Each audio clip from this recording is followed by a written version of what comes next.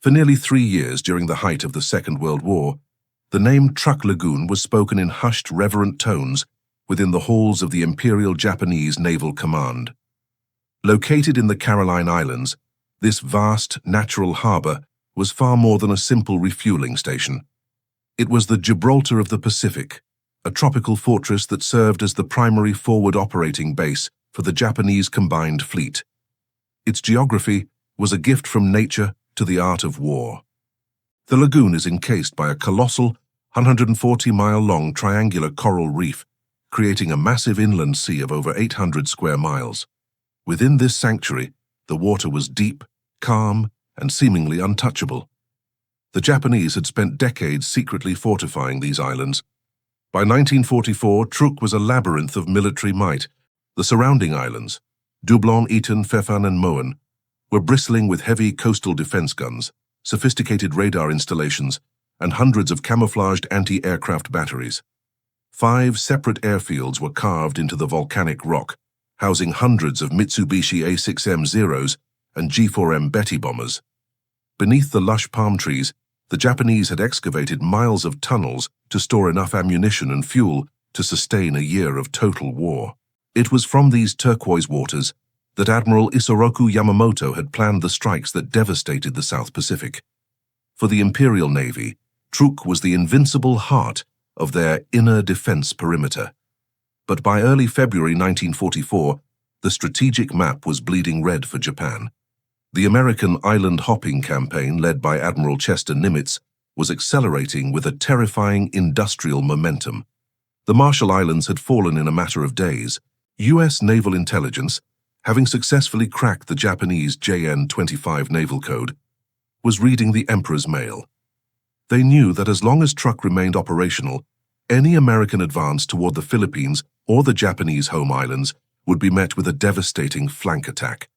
Truk didn't just need to be neutralized, it needed to be annihilated. The Pentagon and the Pacific Command at Pearl Harbor conceived a mission of unprecedented scale, Operation Hailstone. This wasn't designed to be a landing or an invasion. It was a hit-and-run strike of such overwhelming violence that it would render the base useless in 48 hours. The Americans assembled Task Force 58, a naval armada the likes of which the world had never seen. It consisted of 9 aircraft carriers, 5 heavy and 4 light, carrying over 500 of the most advanced naval aircraft in existence. These were screened by 7 massive battleships, numerous cruisers, and a swarm of destroyers. Inside the lagoon, the Japanese were caught in a dangerous state of victory disease, a lethal overconfidence. While Admiral Minichi Koga, Yamamoto's successor, had recently ordered the most valuable capital ships, the giant battleships Musashi and Yamato, to relocate to Palau to avoid a potential raid, he made a catastrophic logistical error. He left the workhorses of the empire behind. Anchored in the lagoon were over 50 merchant vessels, tankers and auxiliary ships. These were the Maras, the lifeblood of the Japanese military, packed to the rafters with thousands of tons of rice, aircraft engines, torpedoes, fuel for the front lines, and thousands of young Japanese sailors and civilian workers.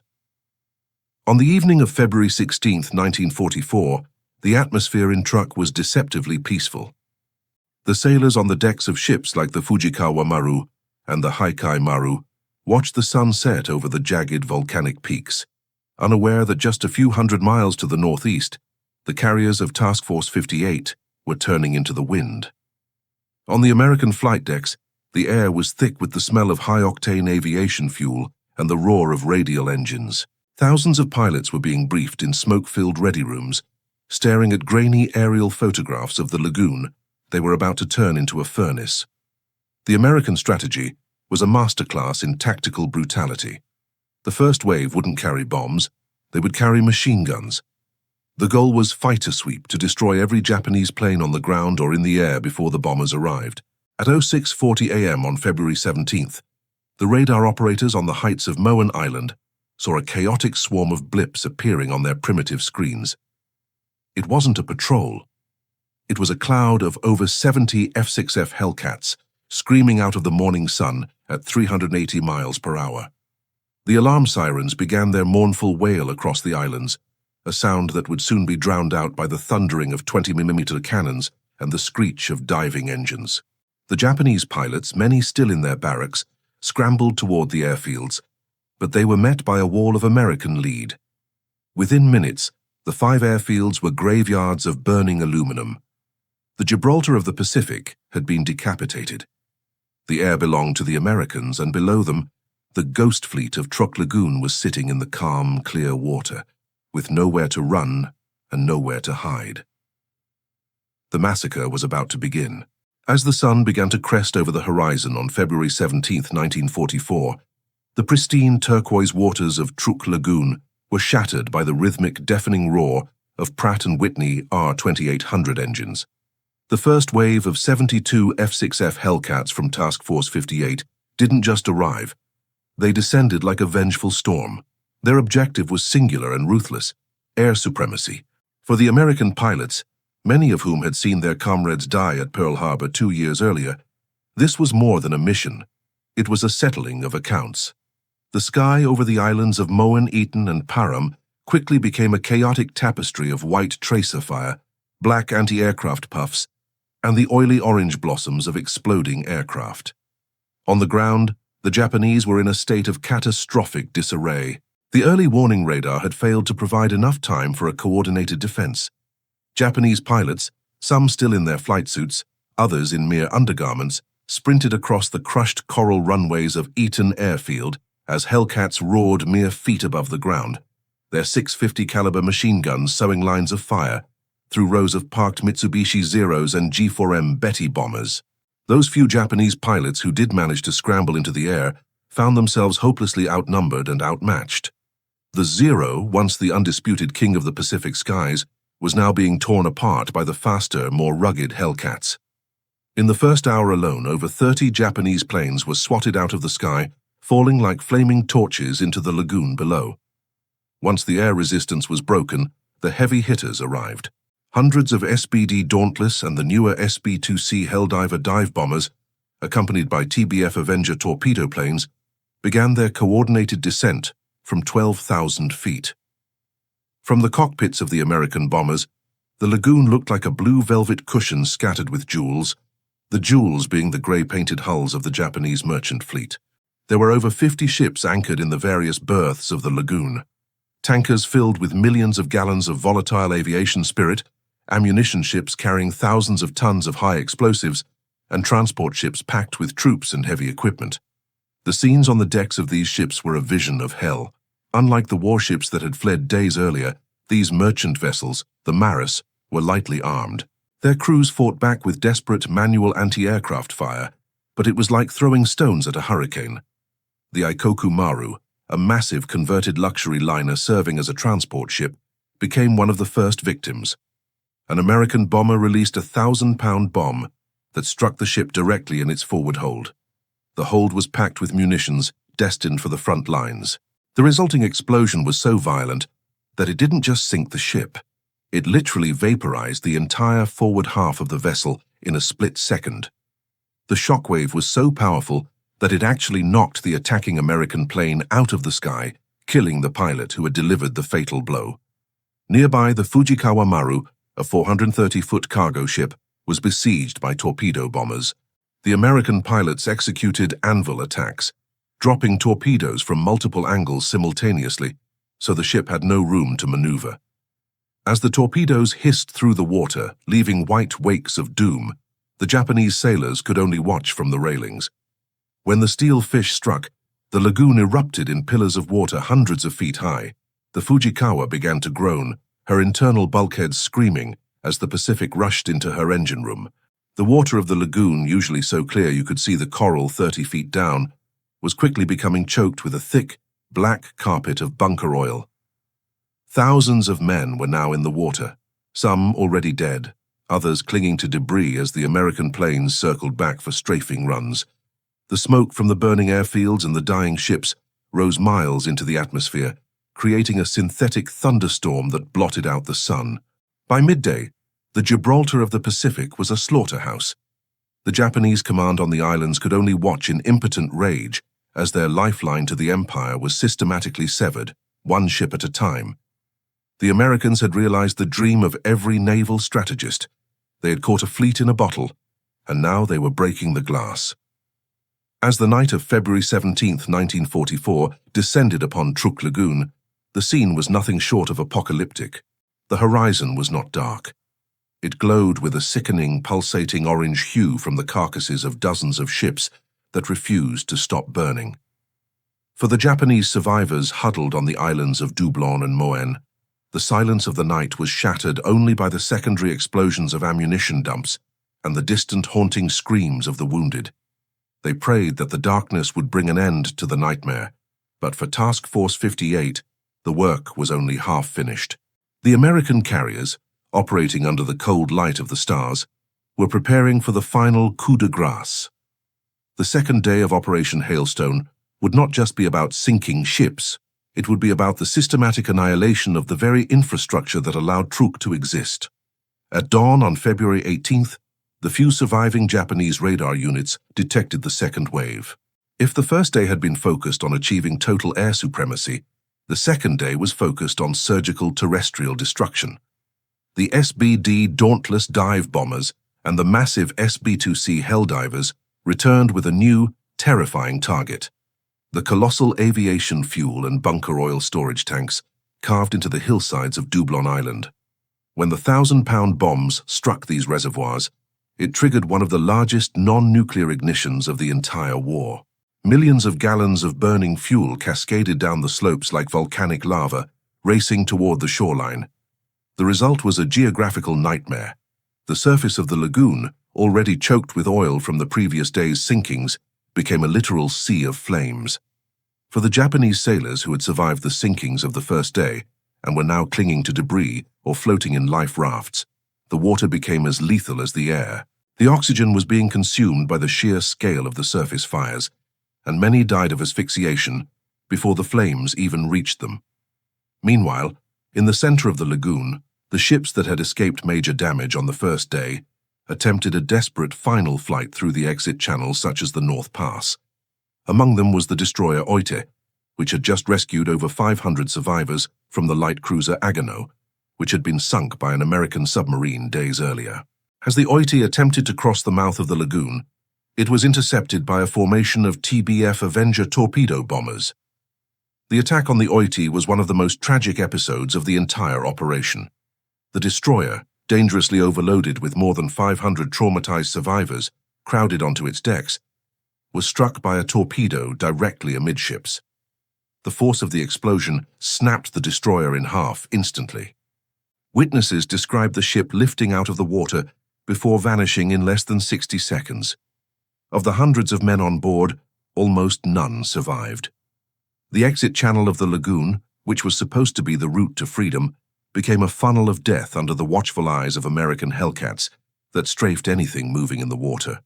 By the late afternoon of the second day, Japanese resistance in Truk had completely ceased. The anti-aircraft batteries were either out of ammunition or reduced to twisted scrap metal, and the few Zeros that remained were nothing but smoking skeletons on the coral runways. The Americans then turned their attention to the cargo ships that were already sitting on the shallow bottom, dropping bombs to ensure the hulls were totally compromised beyond any hope of repair. The tanker Shinkoku Maru, one of the most modern ships in the fleet, was hit repeatedly until its steel structure finally surrendered, sinking vertically into one of the deepest parts of the anchorage. When Task Force 58 finally gave the order to withdraw at sunset on February 18th, they left behind an industrial desert. Over 250 Japanese aircraft had been destroyed. More than 40 ships were either at the bottom or engulfed in flames. Thousands of Imperial soldiers and sailors were dead. The Gibraltar of the Pacific no longer existed as a military entity. What remained was a silent, haunted lagoon, covered in a thick, black fog of oil smoke that masked what would soon be known as the Ghost Fleet of Chuuk Lagoon. The Japanese Empire had been severed in two, and the path to Tokyo was for the first time truly open. Following the final echoes of the American radial engines, as Task Force 58 withdrew on the evening of February 18, 1944, a heavy, suffocating silence settled over Truk Lagoon. This silence would last for nearly a quarter of a century. The Gibraltar of the Pacific had been neutralized so completely that the United States military decided a ground invasion was unnecessary. They chose instead to let it wither on the vine.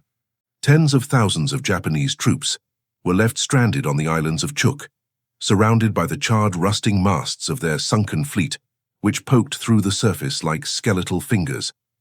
With their supply lines severed, the survivors faced a slow death by starvation and disease, living in the shadow of their own watery graveyard until the formal Japanese surrender in 1945. When the war finally ended, the world entered the nuclear age, and the horrors of the Pacific theater were quickly pushed to the back of the global consciousness. Truk Lagoon became a forbidden zone, a massive, oil-slicked tomb that no one wanted to touch. The wrecks were considered extremely dangerous, filled with unstable high explosives, thousands of tons of volatile bunker oil, and the remains of nearly 5,000 Imperial sailors and soldiers. The coral began its slow, relentless work, encrusting the jagged steel of the Fujikawa Maru and the Hailstone Maru, while the tropical silt settled over the gas masks, tea-sets, and human bones that littered the decks.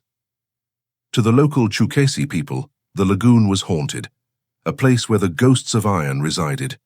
It wasn't until 1969 that the veil was finally lifted. The legendary ocean explorer Jacques Cousteau arrived aboard his research vessel, the Calypso.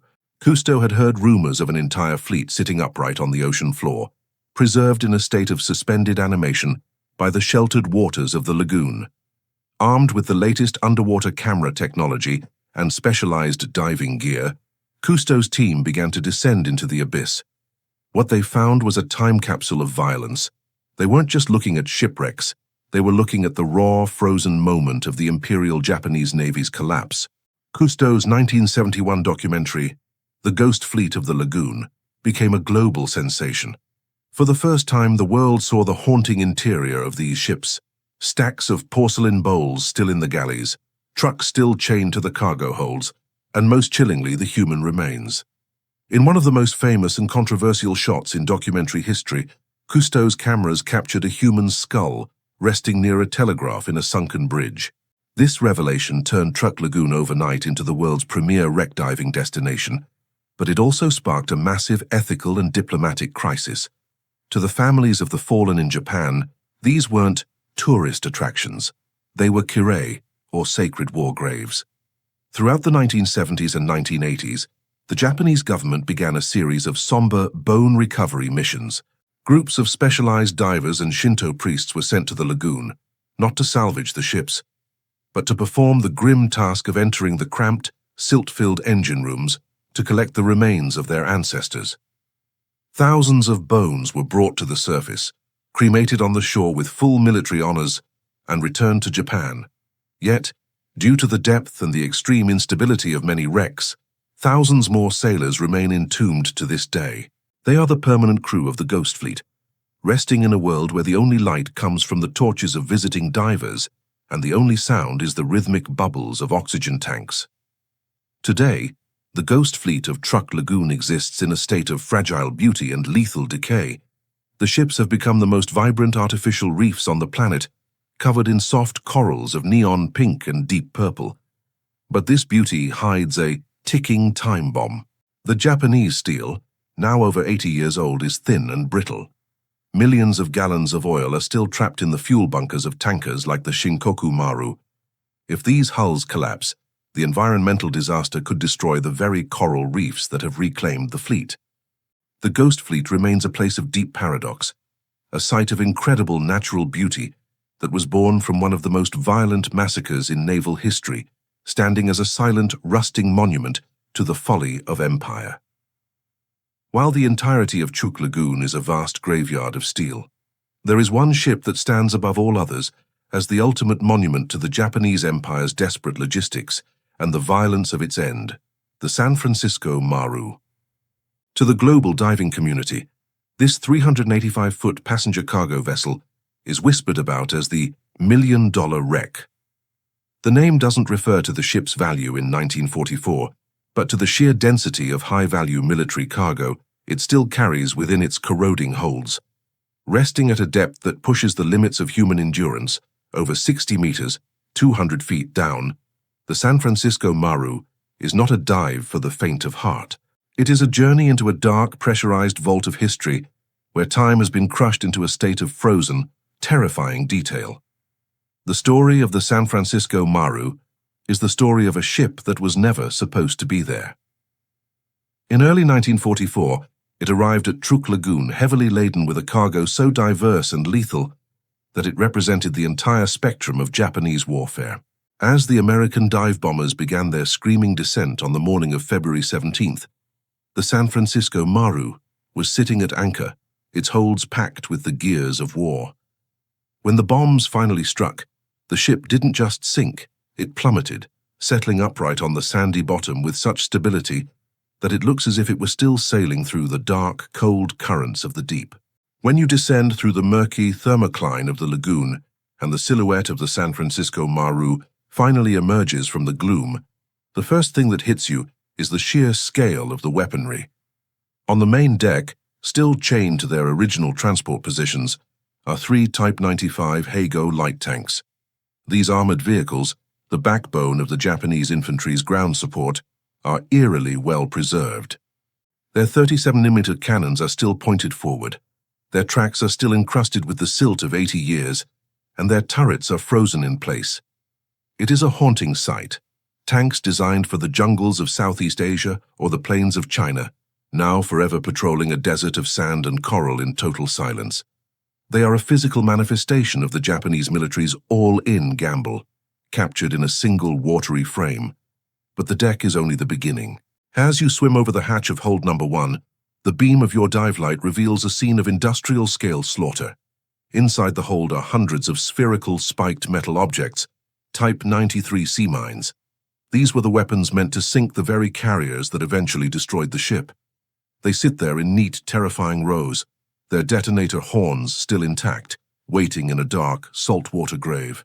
Moving to hold number 2, the beam reveals thousands upon thousands of stacked artillery shells and ammunition crates.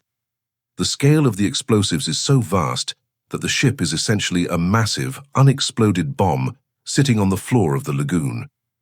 If the internal structure were to collapse, or if a single detonator were triggered by a shift in the hull, the resulting blast would be felt for miles across the surface of the Pacific.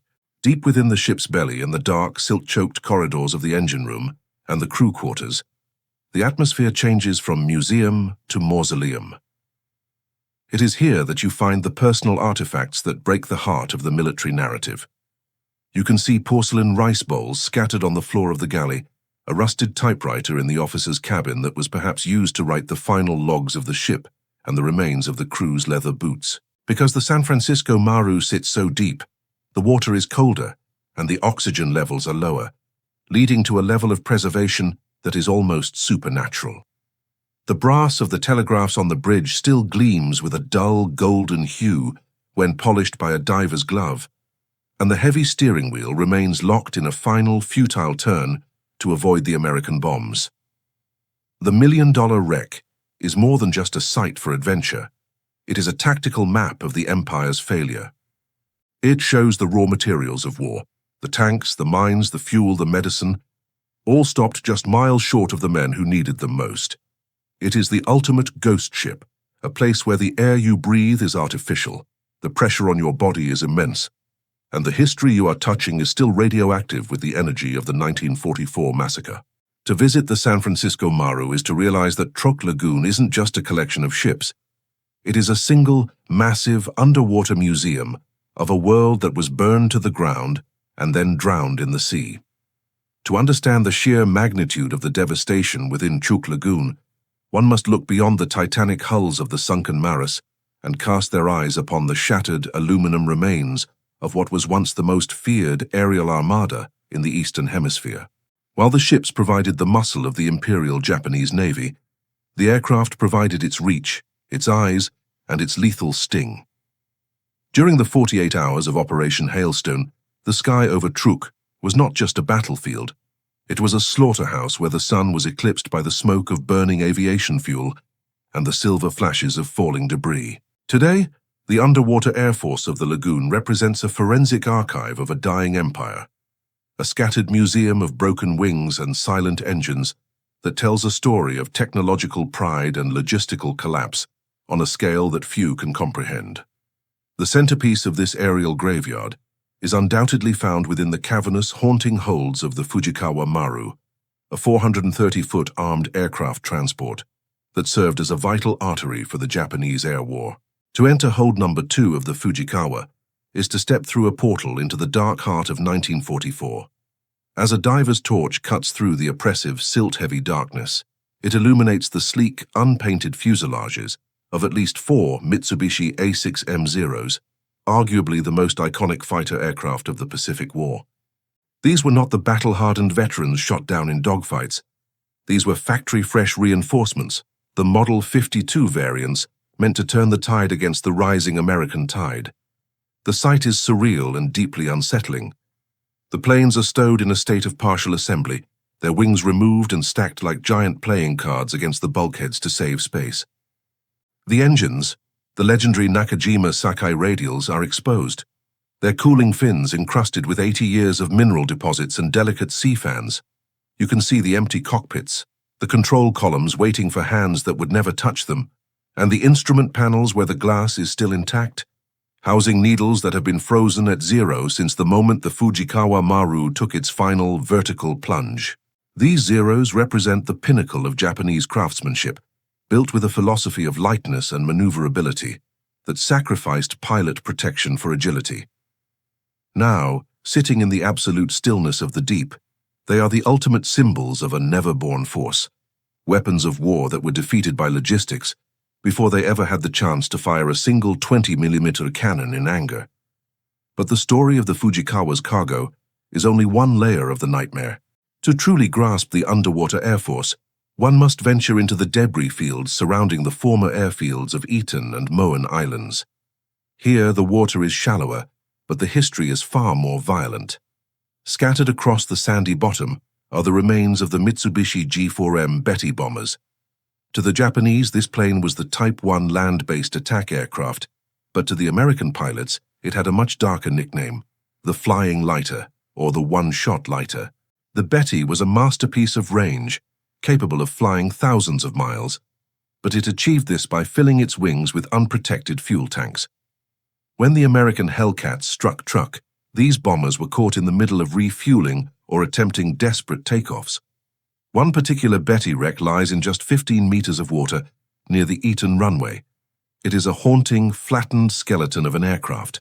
The aluminum skin has been corroded away in many places, revealing the intricate bird-like geodetic framework of the fuselage. Swimming through the remains is a claustrophobic exercise in historical empathy. You can see the glass-enclosed nose where the bombardier would have sat, the dual control yokes in the cockpit, and the dorsal turret where a gunner would have made a final, futile stand against the American fighters. The plane is surrounded by scattered ammunition belts and the remains of the crew's oxygen bottles. This was not a cargo plane. This was a combat casualty that hit the water at high speed, its wings shearing off and its fuselage buckling like an accordion. It stands as a silent testament to the thousands of young Japanese aviators, many of whom had only a few dozen hours of flight time, who were sent up into a sky dominated by veteran American pilots flying superior machines. Their deaths were not just a result of combat, but of a systematic technological eclipse. Beyond the fighters and bombers, the lagoon also houses the remains of the Imperial Navy's eyes, the massive flying boats. The Kawanishi H-8K, known to the Allies as Emily, was one of the largest and most sophisticated flying boats of the entire war. It was a 4-engined Leviathan designed for long-range maritime reconnaissance, a plane that could stay airborne for 24 hours. In the shallow waters near the seaplane base on Moen Island, the remains of an Emily lie in a chaotic heap of twisted duralumin. The tail section rises toward the surface like a jagged, rusted monument to a lost era of aviation. The 4 massive 118-50 horsepower engines are scattered across the sand, their propellers bent into grotesque pretzel-like shapes from the violent impact with the water's surface. To swim along the length of the wing, which spans nearly 125 feet, is to realize the staggering industrial effort Japan poured into these machines only to have them pulverized by a few seconds of concentrated machine gun fire from a passing Hellcat. However, the underwater Air Force is not merely a collection of airframes, it is a profound lesson in the total collapse of military logistics. In the holds of ships like the Haikai Maru and the Unkai Maru, divers find the organs and limbs of the air war. There are holds filled with hundreds of wooden crates, now rotting away to reveal thousands of pristine spark plugs, delicate cockpit gauges, and rubber tires that still smell of vulcanized sulfur when disturbed. There are stacks of propeller blades that look as if they could be bolted onto an engine today, and racks of 20mm and 7mm machine guns, their barrels now home to schools of tiny glassfish. This was the strategic reserve for the entire Pacific theater. Every spark plug and every propeller lost in the depths of Truk Lagoon was a spark plug or propeller that could not be replaced at the front lines in Rabaul, the Solomons, or New Guinea. The destruction of these supplies meant that the Japanese aircraft that did survive the American raids were effectively grounded. They became nothing more than expensive, stationary targets for the next wave of bombers.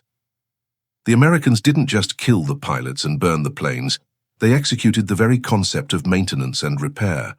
Furthermore, the underwater Air Force reveals the dark reality of the kamikaze spirit long before the official suicide squads were formed.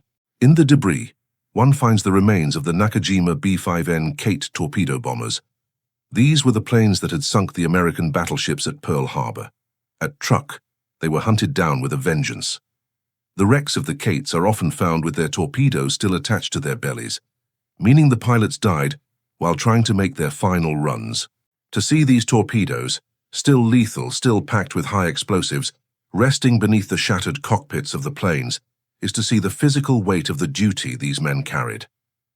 They were tasked with an impossible mission, to defend an invincible fortress that was being dismantled in real time by an enemy they could barely see through the smoke.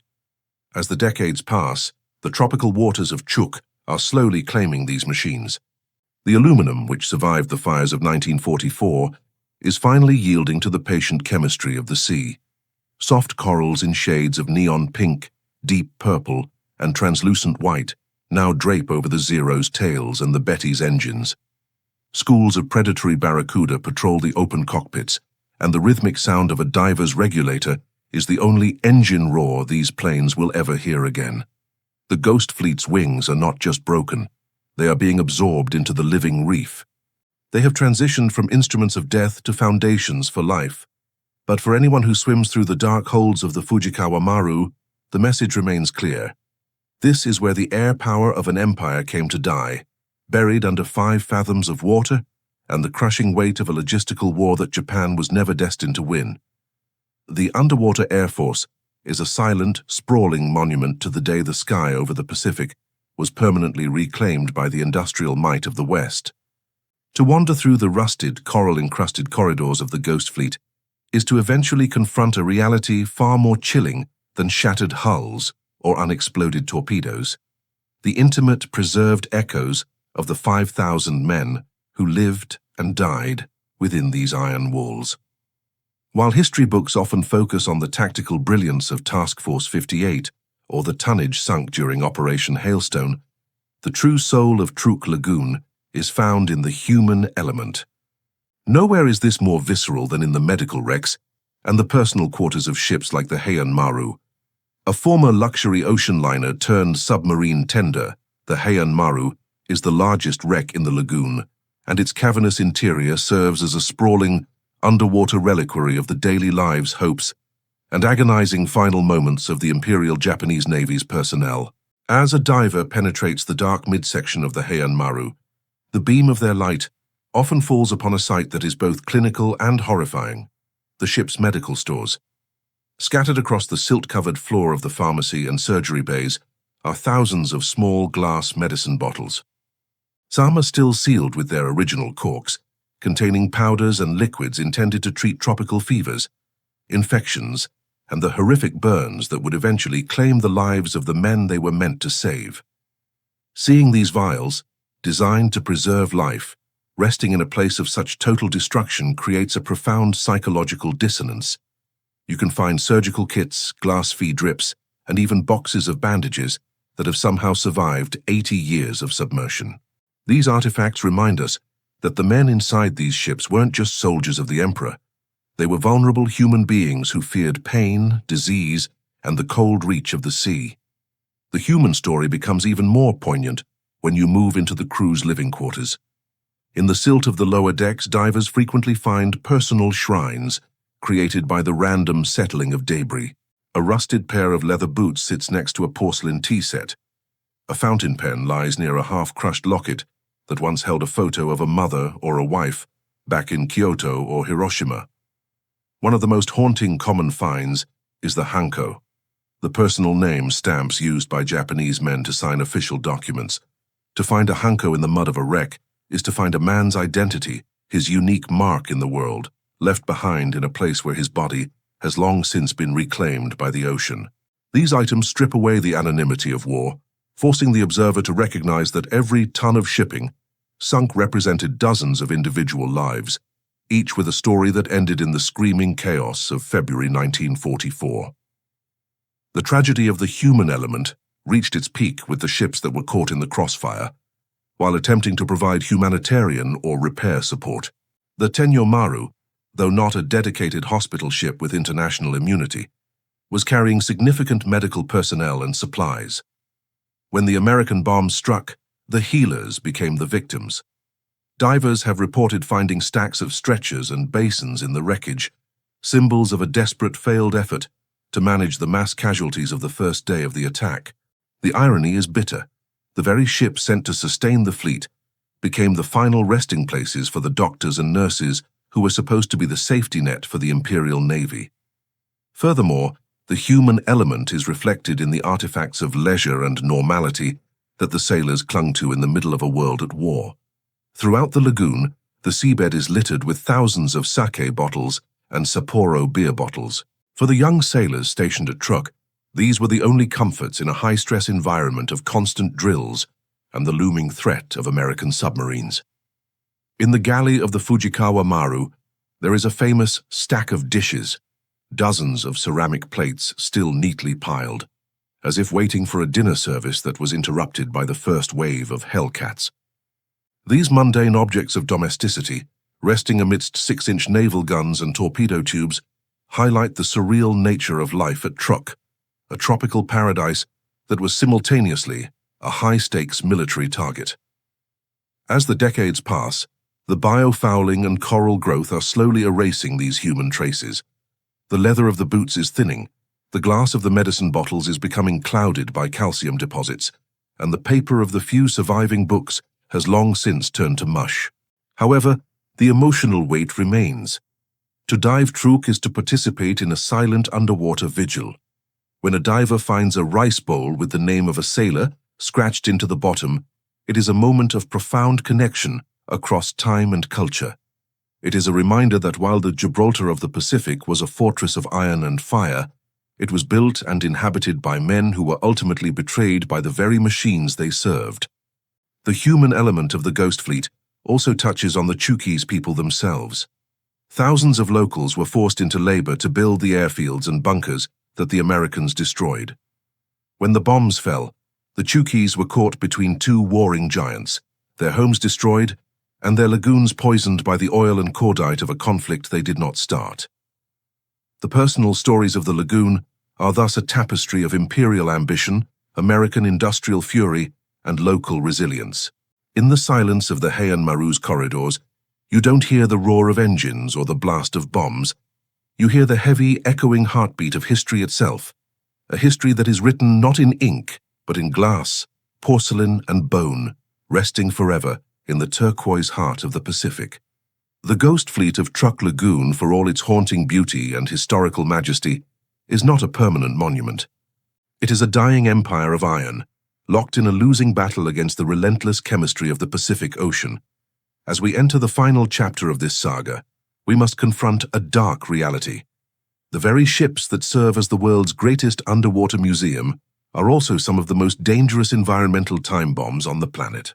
For over 80 years, the salt water has been patiently eating away at the Japanese steel, thinning the hulls of tankers and cargo ships that still hold millions of gallons of volatile bunker oil and aviation spirit. We are now approaching a catastrophic tipping point where the Ghost Fleet may claim one final devastating victory, not over an enemy navy, but over the fragile tropical ecosystem of Chuuk itself. The scale of the threat is staggering. Ships like the Shinkoku Maru and the Hoyo Maru were massive tankers designed to fuel an entire fleet. When they were sent to the bottom during Operation Hailstone, many of their internal fuel bunkers remained intact. Today, as you swim along their corroding decks, you can often see black tears, tiny shimmering beads of oil escaping through pin-sized holes in the rusted plating. These beads rise to the surface, forming a permanent, iridescent slick that drifts over the coral reefs. But these small leaks are merely the warning signs. Experts warn that we are nearing a structural fatigue limit. If the deck of a major tanker collapses under its own weight, it could rupture the primary fuel cells, releasing thousands of tons of heavy oil in a single afternoon. Such an event would suffocate the lagoon, killing the very corals that have spent 8 decades turning these instruments of war into gardens of life. Beyond the environmental threat, the Ghost Fleet is also a literal powder keg. The holds of the San Francisco Maru and the Ikoku Maru are still packed with thousands of tons of high explosives, sea mines, and artillery shells. This ordnance is not becoming safer with age, it is becoming more unstable.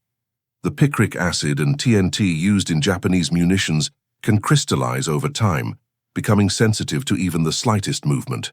In a lagoon prone to seismic activity and the occasional tropical super typhoon, the risk of a spontaneous underwater explosion is a constant shadow hanging over the region.